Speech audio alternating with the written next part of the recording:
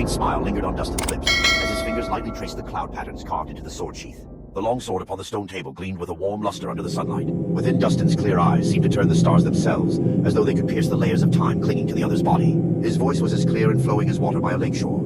Since you have awakened from slumber, why direct your anger at mere mortals?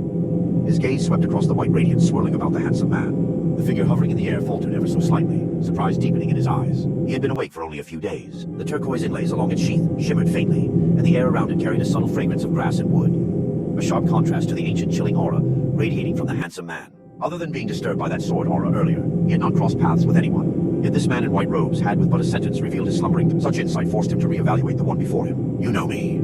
His cold voice carried a trace of genuine inquiry, while the aura around him instinctively tightened. The white glow that had flowed like water now condensed like fine white jade, sharp edges glinting with frost, and even the air seemed dyed with chill. I do not, Dustin replied calmly, raising his hand to lay the freshly polished sword upon the table. But I have heard the rumors of Penglai Island, rumors that an immortal slumbered here. If fortune favored you, the immortal might bestow medicine. If not, you would be slain like an ant. You are well informed, the man said coldly. Overhead, the once clear sky grew dim. But I wonder, how many moves can you withstand against me? As his words fell, the pressure around him suddenly plummeted. Reeds by the lakeshore bent low as though bowing beneath an invisible weight. The man floated higher, his robes flapping like banners in the storm of his aura.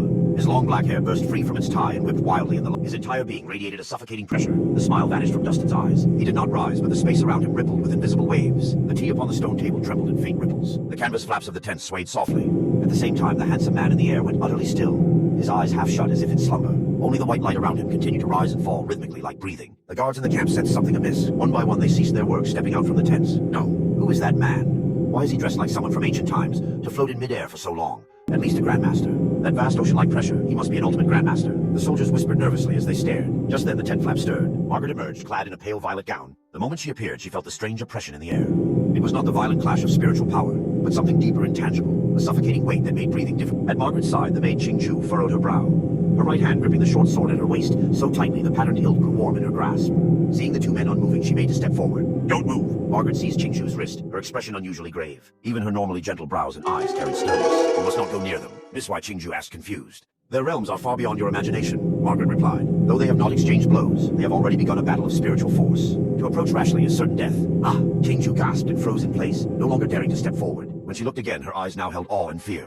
Following Margaret's gaze, she noticed it too. The air around the two men looked different. Sunlight there twisted faintly as if viewed through steaming water. Even the reflections on the lake blurred. At that moment, a flicker at the edge of Qingju's vision caught her eye. A white egret glided gracefully just above the lake.